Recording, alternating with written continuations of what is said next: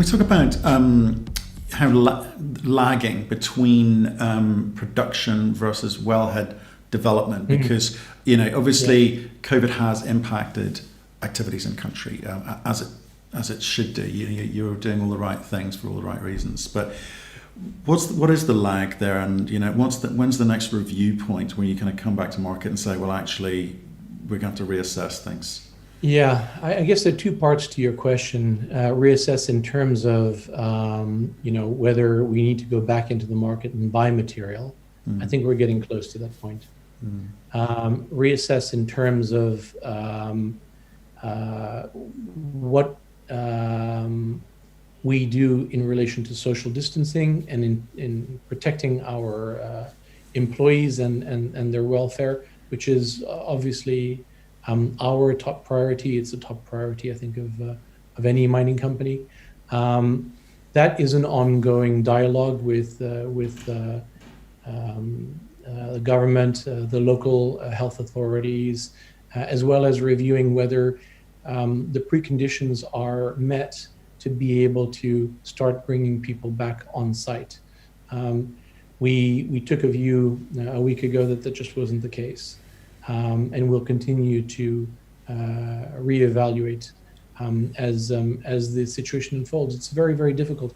Kazakhstan moved so early, and they were so successful at closing down the growth of this pandemic in country. And then, as all countries are grappling with this question, they started to relax measures, and then we started to see a fairly significant increase in the number of cases, which has forced the government to basically reimpose some restrictions, and we've got to basically measure what we do relative to what's happening in the country and in the communities around our mines. Okay, but as the longer this goes on, you run out of options. So you were able to, in the last set of guidance, maintain guidance, which is good. But like I say, you had given yourself the option of going into market. But what's the next point? What's the next date that we should be looking for in terms of the next guidance issuance from you? It's very difficult for us to say. I mean, take a step back. You asked about the time lag. We're not going to see really any material deviation in our production volumes for the first half. Okay. In spite of the fact that we said that mid-April, we were imposing social distancing, force majeure was declared at all the mine sites, because there is at least a 3 to 4 month lag between when you're doing something on site and when the uranium is being produced. It means that the steps that we took in April are only really going to affect the second half of the year. The longer that we continue to have to maintain the social distancing and we can't resume the drilling and the injection that's required, it may not necessarily impact on this year's production, but we might start to see an impact on next year. But we're not guiding to 2021 yet. Okay, because your inventory levels that I've read are about 6 months. Is that about right? Going into this year, they were around 8 months, and our target is 6 to 7 months. And we do need to stay at around those levels in order to operate properly. Okay, and then so what you're saying in terms of when you will be able to again inform the market about what the impact has been, it may roll over into next year. Your calendar year, are you? Yes. Right. Okay. Interesting. Let's talk about utilities then. Okay. Because the great mystery that is utilities. Now we've had a few conversations. We're involved with the Oz IMM conference last week, chaired a panel, fantastic speakers and so forth. But the general mood seems positive because the macro story is positive.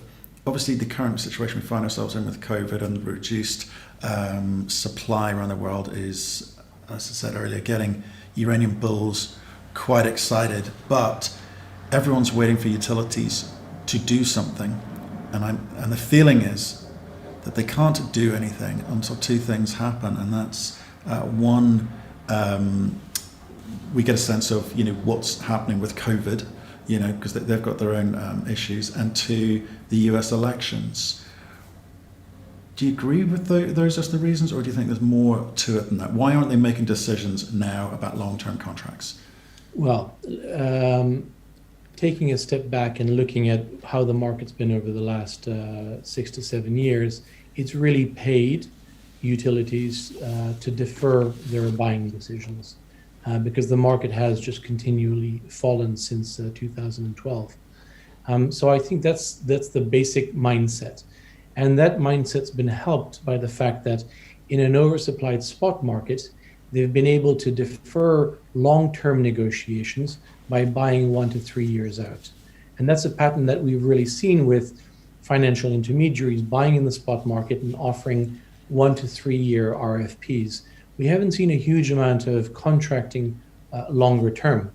But at the same time, and everybody recognizes this in the market, you look out to the end of the 2020s and you've got this gaping deficit between demand and supply. So we all recognize that new production needs to come into the market, and the price signals aren't there.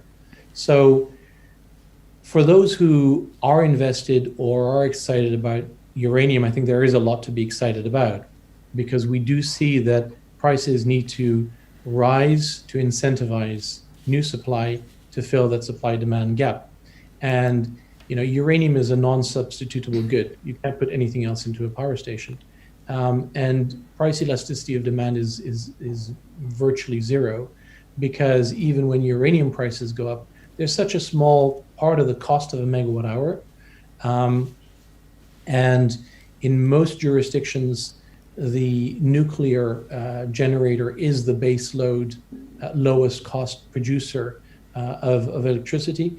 That essentially utilities are more focused on security of supply and less focused on absolute price.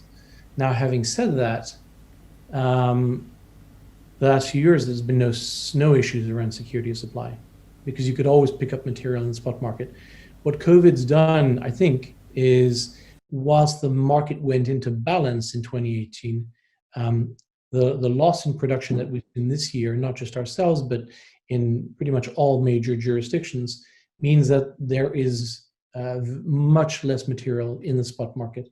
So why aren't utilities doing something about that? Frankly, I've been on the other side of that table as a utility trader, looking at fuel procurement. And, the short answer is they've got much more important things and much tougher things to deal with right now than their nuclear fuel procurement.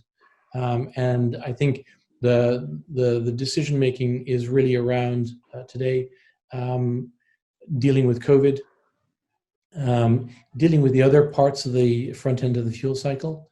There are a lot of questions around enrichment and conversion, and yes, they will get to uranium. Previously, I would have said, that's a discussion for next year or maybe the year after. But I think those discussions will happen sooner than later.